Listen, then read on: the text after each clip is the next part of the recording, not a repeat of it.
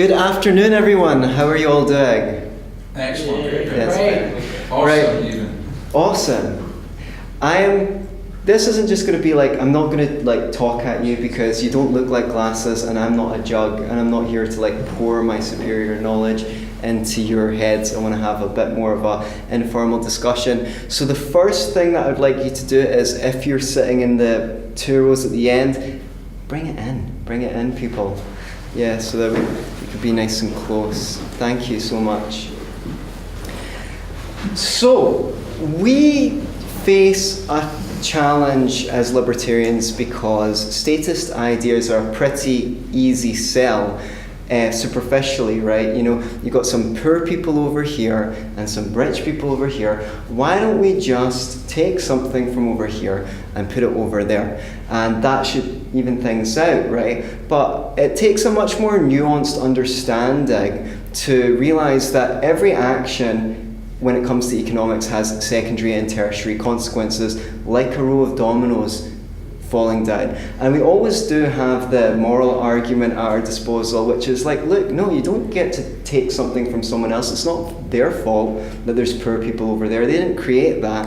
And that does carry some weight with some people. But I think it's very important for us and for people in general to be able to think economically, to think like an economist. I think the value of it transcends economics and politics. It's good just in general to have the discipline of being able to go, see if you take this action, what are going to be the next consequences of it, and as it spreads forth like that. And it's interesting, it's elegant, you know. Economics has been called the dismal science, which I think sadly it has become because in university they fill it full of charts and mathematics, and they make a subject that's actually really quite thrilling, engaging and interesting, boring as hell. I mean, do we have anyone who's studied any economics formally? Can you comment on your experience? Lots of graphs, yeah. Right. It was good up until kind of about halfway through my second year, and then we got a very, very left-wing guy pushing a bunch of nonsense that I believed at the time, and ended up leaving economics because I studied lots of very left-leaning economics courses. So not a good experience for me overall, studying economics. Right. And if we look at the beginnings of economics with what Adam Smith and what have you, these people didn't bring out a whole bunch of charts in economics. They talked about a train of consequences from one economic action to the next, and that as Frederick Bastiat famously discussed in his wonderful essay, that which is seen and that which is not seen, you try and create a job over here, but what you're doing is you're just taking a little bit from everyone else, and that money is not over there creating jobs, for example. So I thought we could basically have a talk through some of the main arguments, maybe some of the bit more sophisticated arguments as well that you get from economic novices, let's say, why they have sway in the public eye. And if we can just kind of think through them together. Does anyone want to volunteer one, or shall I get the ball rolling? You get the ball rolling. Okay, so let's start with the minimum wage, and that will roll on to other topics. So what are the main arguments for the minimum wage that you hear? It prevents the drive to the bottom. Okay, so we're not going to push wages down. I'll pay you I'm going to pay you $4.50. Well, since he's paying $4.50, then I might as well just pay $4.50 as well. Would anyone like to start with something that's wrong with that? I will go. So the thing is, wages are not determined by capitalists. Capitalists don't get to choose what they pay their workers. You can't pay someone less than someone else is willing to pay for them. And how much is their labour worth? Well, that really depends on the skill level they have, but not just the skill level, because most of us are very, very skilled at using a computer compared to someone in 1992. But because everyone has those skills, everyone knows how to use a word processor, the internet and so forth, it's not of any value to anyone else to pay you to Facebook. I'm sorry, sometimes I wish it was. I would like to get paid to Facebook, but no one's going to pay you to do that unless you, of course, you're very good at Facebook advertising and can use that to help their business. So that's the first fallacy there. You have a system of supply and demand. This is a good thing because it's to encourage people to acquire skills that they might not otherwise acquire. In exchange for being able to help their fellow man better, they can also attain to a higher standard of living for themselves. That is the beauty of voluntarism. When we trade, we both leave a trade better off. Now, what are some of the problems with the minimum wage? If you're low productivity, then you can't get a job.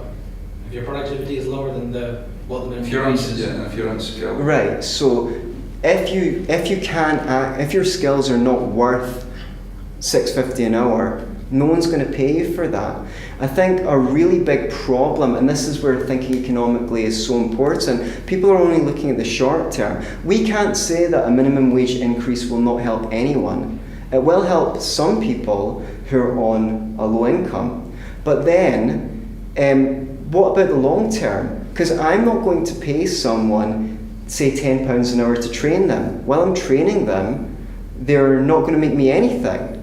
But if I can employ them for perhaps less than the minimum wage, it might not matter that much to them. They might be staying with their parents. They might have a flat share with several people, and so their rent is comparatively low. By getting that training, they could end up having a wage that's much greater than £10 an hour, and they won't need the government to mandate it either. They're becoming self-sufficient, they're becoming independent.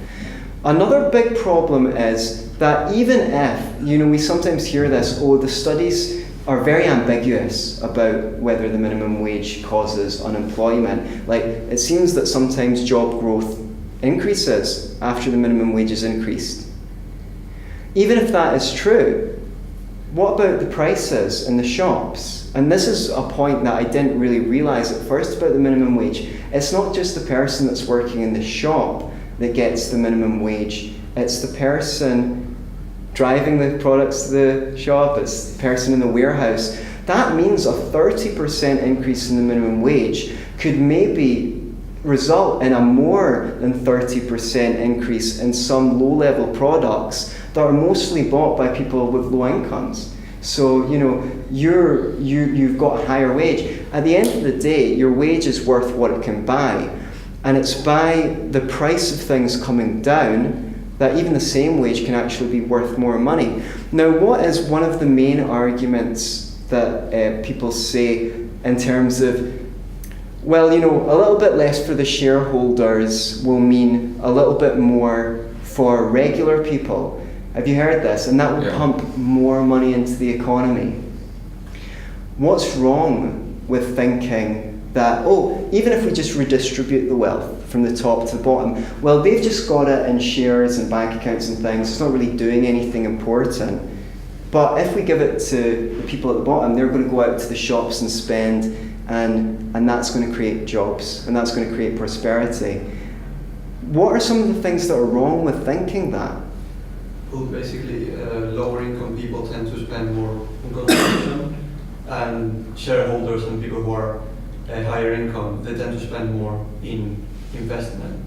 So you're actually taking money out of investment, which is the real production in economy. Like, just by consuming, you don't produce anything by consuming. You have to invest in new ideas and produce them in order to have real growth.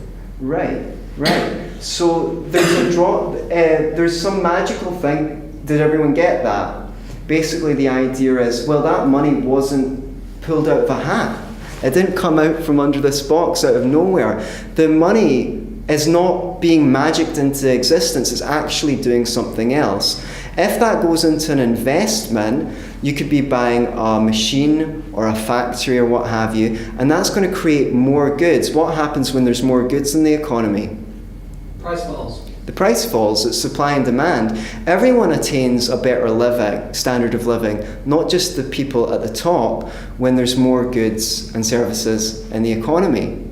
So you need to look at both sides of every equation. Now, what else might result from... I think one of the worst things is it kind of punishes like small business startups, because you've got to have a lot more revenue coming in to pay like a certain minimum wage, like £7 an hour. But if you could pay them less, then you could get your business growing quicker, and I think so. It kind of punishes people like small businesses and discourages them from starting a business.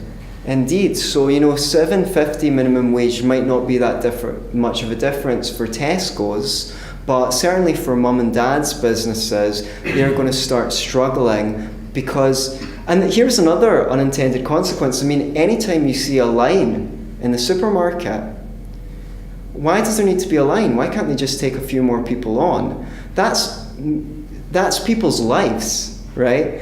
You can't also see the amount of services that are not being provided right now. They're nowhere. You can't actually measure how much stuff we're not... I mean, I could get someone down the road to mow my lawn if I had a lawn. I'm not exactly a captain of industry yet, but, I might want to pay them £5 an hour. I can't do that. They can't do that. So the number of services that we're not getting, we can't even measure. The amount of time that people have to spend doing things themselves, which they could otherwise pay someone else to do. And that guy, well, maybe they're only getting a £5, but they still have they still have access to all these other services, all those goods that are going into the market, pushing down the price of goods for cheaper. So one of the most tricky arguments we hear a lot is that, I make a mistake, that here's an idea, we just need the government not to hand out money to people, but to create jobs, right? What's the problem with that? With saying, well, why? Okay, I agree with you. We shouldn't be paying people into dependency. That is a bad paradigm. But what we can do is we can create jobs for them. What's the problem with that? Depends what you mean by create jobs. The government spending... If it doesn't come from the market, we've got no idea whether or not we need it. There's a big one. So how do you know that people even want those things done? How do you know what is the best thing and the worst? How do you know that creating 10,000 jobs in infrastructure is better or worse than creating them in the healthcare industry? We have no feedback mechanism to say how desirable those jobs are. I mean, we could create 10,000 jobs by paying 5,000 people to dig holes and then pay 5,000 people to fill them up. So, does anyone have anything else? As an objection to the minimum wage? On the concept of government creating jobs. We never know how many jobs are destroyed as a consequence of us creating new jobs. Right, because we need to take there's no magic hat that the wealth to funnel into these jobs is coming out of. That money has to be acquired from somewhere. And if you tax for it, then okay, these 10,000 people are benefiting, but everyone else is losing something to the tune of how much it costs to pay them. How else? So that's one way we could tax more to spend more. How else could the government create jobs? Print fiat money. You could print money. What happens? What happens? Inflation. Okay, so one thing is that because there's more money circulating in the economy, but the same number of goods, each of those dollars for, is chasing, it's the same as putting more products into the economy drives the price down, putting more money into the economy drives the price up. Money is a commodity, and it's got a value in relation to other products, which there's a book here by Rothbard that says, what has the government done to our money, where he talks about this. So if you want some further reading. I know you're all very informed. I hope this isn't like 101 for you or anything like that. And maybe it is, but at the same time, I think that it's good to solidify. Remember, we've got a video audience as well. Oh. We may not have heard it. Hey people at home, thank you. Please don't troll me.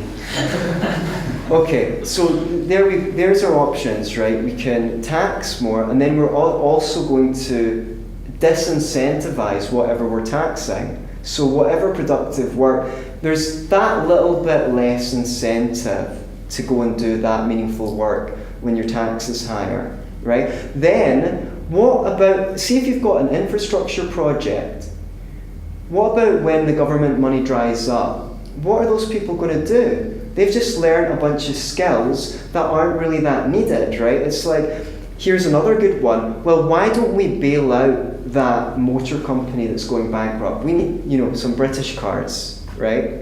Well, the thing is, the demand for those cars has already been declining.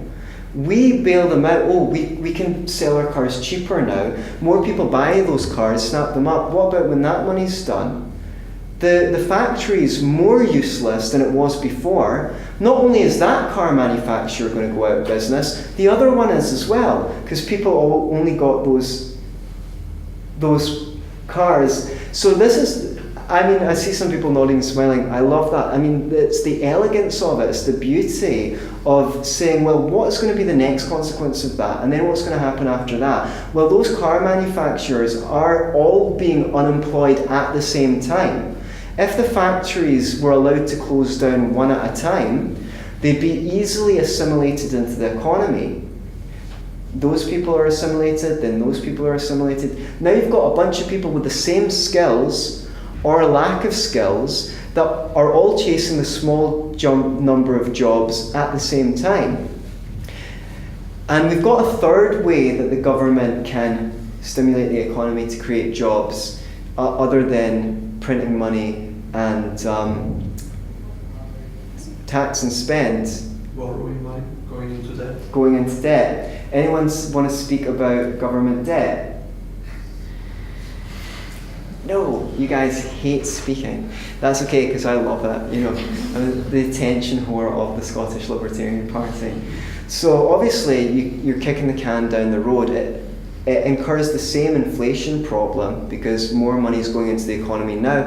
Another thing is, it then creates the situation where we're used to spending this much money every year. And if we try and spend less into debt, the whole economy experiences a contraction at the same time. And people go, this is a disaster. People are all losing jobs at the same time. It's just the example with the car manufacturers going out of business one at a time, but writ large across the whole economy. So it's very easy to increase the debt. It's very difficult to get the political will together to hone in that. If we were disciplined and we could say, oh, we can go into debt this year and then we can pay it back next year, maybe there would be an argument for it. We wouldn't not necessarily agree with that, but you'd have a stronger argument. The problem is there's always an inclination to offer people free stuff, so that either they can vote for you, or if there's some corporations, they'll give you campaign finance and things like that. But where's the sell in, oh, we want to give you less stuff? I'm used to getting this stuff. I've not planned for my life to have to provide this for myself, because I've always got it for free. And now I don't know what to do.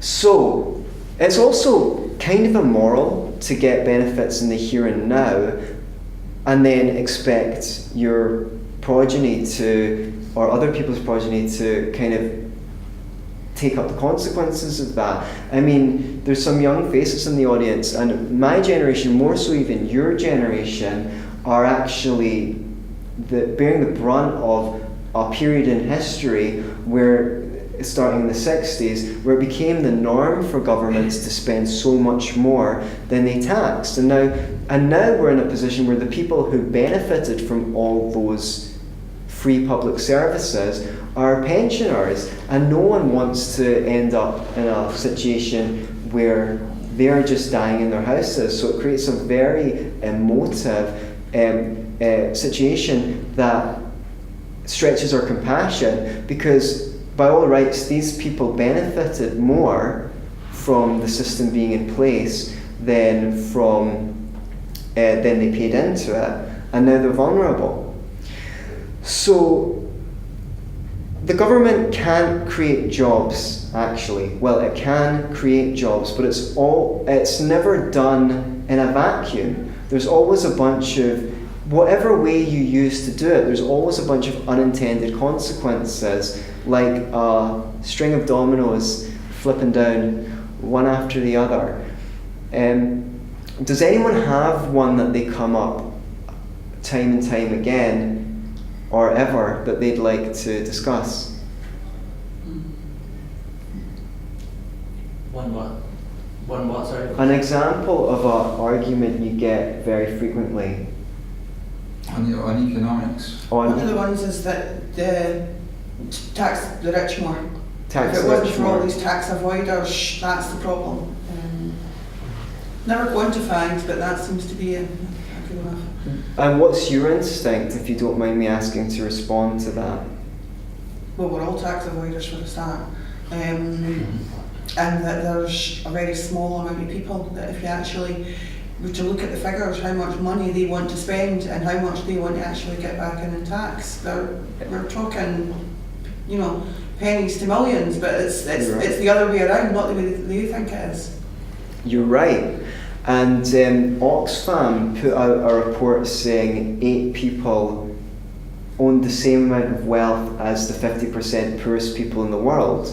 When you actually looked at the figures they were using, they were basically just counting things like the property that they owned and the and debt and property versus mortgage and a few things like that, which is patently ridiculous. If you actually added up their wealth, it came to 420 billion, which was the approximate value of the number of peanuts in the third world. So the poor had as much in terms of peanuts as the richest 8 people in the world. Not only that, but they weren't counting anything like, the poor people's phones when they had them, their general property, or their social services that they got from government, which is a form of wealth. It might not be well allocated or anything like that, but they were receiving various benefits. So please. May I add something to that? Actually, they were counting debt, as in student loans, for example, as part of your wealth. So a huge amount of people in the report were being counted as having negative wealth, which Right. it has the double effect of actually you need more people to make up the statistic, Right. because some of them have negative wealth, so that you can come up with that huge 50% figure. And then also you're counting as the poorest on earth people who are just students who have graduated from uni. Wow. So they have, even in They're monetary terms, wealthier than someone who's living with it, or they're less well off than someone who's living with it, well, because they've good debt. you're only counting monetary value. Yeah. Then there's so much wealth in there which you're not counting at all.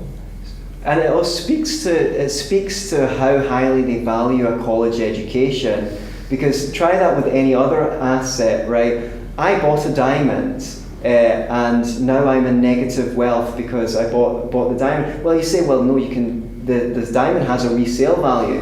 What they're basically saying is the university degree which they went into debt for has no value. Pretty shocking. That might actually be the case, sadly.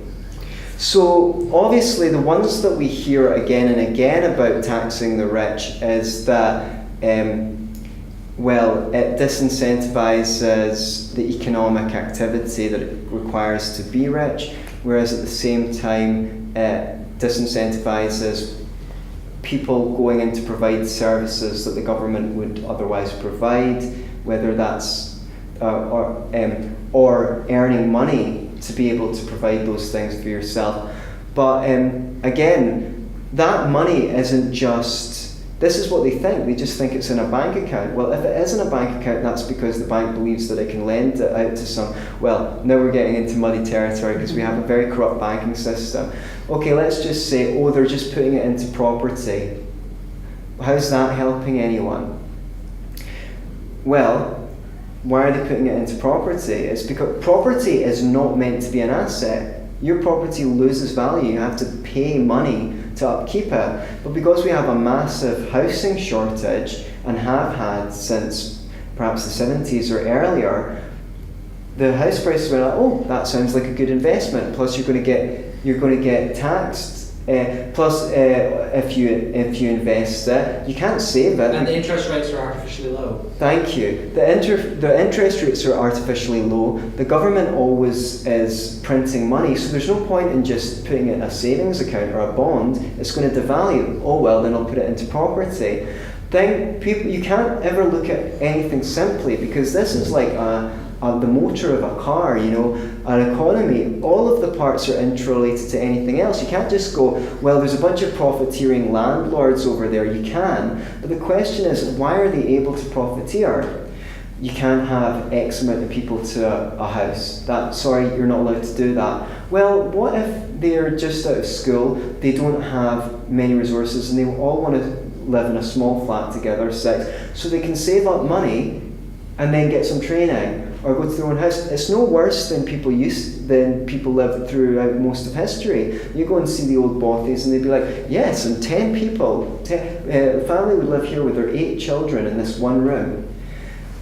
I'm not saying we should go back to that. I'm saying people should have the option to live frugally so that they can look after their future. And that'd be great, Stay with your mates for a while, get a job, save up the money, get some skills, and then find out what you want to do with yourself. When you limit the number, another one on limiting people's options, if we can come back to the minimum wage, and one of the worst things about it that I think the left, or let's say centrist, even now the Tory party put up the minimum wage, so we see that this is now across the political spectrum, is, well, the left particularly go on about how you get treated at work, right? If there's hardly any jobs, your boss can treat you however they want. Supposing there's no minimum wage and you're getting paid a $5, you just go, and this guy is an asshole, you just go, well, I'm just going to go into that job across the road. Yeah, I'm only earning $4.50 instead of a $5, but at least I'm away from him. Now that changes the incentives in the workplace, and people in general have to treat their staff better, because if they don't hold on to them, and their boss says, you're out, we can't afford to keep on training, taking on staff again and again. The main thing that you want in life is options, because when you have options, you're in a strong bargaining position. When you have fewer options, you can't advocate for yourself. And this is really what I think the left don't understand with things like workplace safety. When you've got someone in the government making laws for everyone on what kind of workplace safety they have to have at the workplace, how do they know whether it's worth the investment or not? The person who owns that factory can see, what are the risks here? Am I going to have to pay out settlements and things like that? How much do my staff want these safety things? Would they rather have a pay rise, or would we rather introduce these? And most workplace safety accidents are by human error. So you've basically forced people to invest in a bunch of equipment that they don't even need, that they could be paying their staff with. It doesn't make any difference to the employer whether I give you a pension, whether I give you a higher wage, whether I give you more workplace safeties, whether I get a nice fountain that you can all congregate beside and have your coffee at break. It's all the same to me as an employer. I've got a certain amount of money to spend. It's in a free market where you can walk in and out of a job, you're going to get roughly the kind of deal that you want for your wages. Roughly, not exactly, because a lot of people are involved. But that's how it tends to be, and this was evidenced by an economist called Benjamin Powell, who went to the third world and asked them in these sweatshops, which, by the way, a lot of people would well, everyone there would rather work than the other options because they were getting paid 3 to 6 times what they would be usually getting paid if they weren't in sweatshops. Would you like more time off? Would you like better workplace safety? Would you like this? Would you like that? Of course they said yes to everything. Who wouldn't? But when they said, would you like that, or the amount of a decrease in the wage that you would have to incur in order to pay for it, they almost always said no. That's the thing. There's no free ride in economics. Everything comes at the expense of everything else. It's the nature of the universe. I'm here having a talk with you guys. That means that I can't be, I don't know, surfing or something else. But I get more value from this than I don't know how to do that. It sounds hard. It sounds boring. I'd rather be hanging out with you guys because I only get to do this once in a while. But you guys are listening to me. You might very well be rather having a coffee next door because I'm boring as hell. But you still prefer to stay here because you're too polite. You're too polite. You value staying more than you value leaving. So I hope this wasn't too basic. I just thought it's a great thing to just break things down and go through consequences. Is there anything you guys want to ask her? How do you respond when someone says, oh, this service just needs more money, just another billion and it'll be working perfectly? Okay, great question. Would you like to start? I mean, what's your response? And I'll rip off you. Well, if you look at the prices of market goods over the past how many years, they've been either slowly decreasing, staying the same, or maybe some of them slightly increasing, depends on what it is. But if you look at government services, they have massive increases every year since they started, and the service isn't that great anyway. This is a very interesting point. Thank you for raising it, because if you were a private company and you had, let's say, the NHS being the obvious one, the amount of investment that the NHS has increased, I think it's doubled in the last 20 years. If you were headed for 5 million people on a waiting list in 2019, which we are, in a country that's got 64.2 million people in it, to have almost 10% of people on a waiting list for healthcare, you would be finished, right? Healthcare in an ideal world should be less expensive every year. Why? Because people are getting less sick. In a sane system, you would incentivize healthy lifestyles, and then obviously there's some things that you just can't help. You get a broken leg, you can get insurance for that. The NHS becomes more and more expensive every year.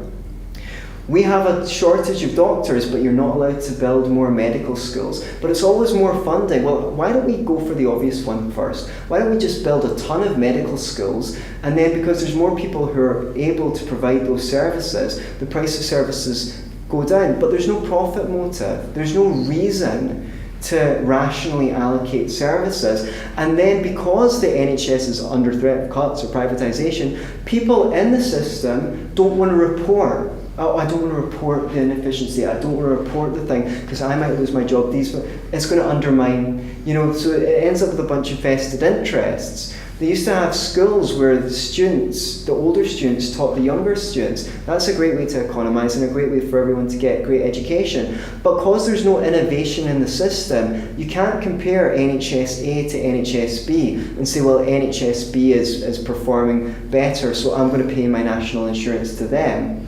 You don't have, without being able to compare services across the economy, you don't know who's doing a good job of what and who's doing a bad job of what. And if they're doing a bad job, you're still forced to pay for it. I mean, this is what really frustrates me about statism. How smart do you need to be to know if I offer you a service that you have to pay for whether you like it or not? And not only that, but I'm the only person allowed to provide that service. No one else is allowed to. I can make it illegal for other people. How intelligent you need to know that you're going to get a pretty terrible service. So, you had a question. Oh yeah, I was going to ask about healthcare as well, but it's kind of a similar question, but what would you say to people who said that the American healthcare system is relatively more privatised and is less efficient?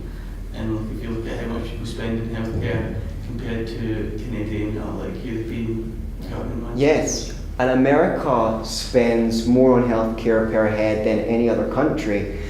But just because it's a private system doesn't mean it's a free market system.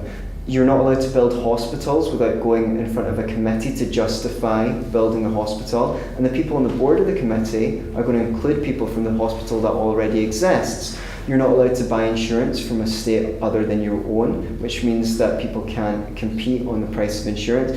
And 50% of the spending on healthcare in America is the government. So there, we know it's not a free market system already if the government's doing half the spending.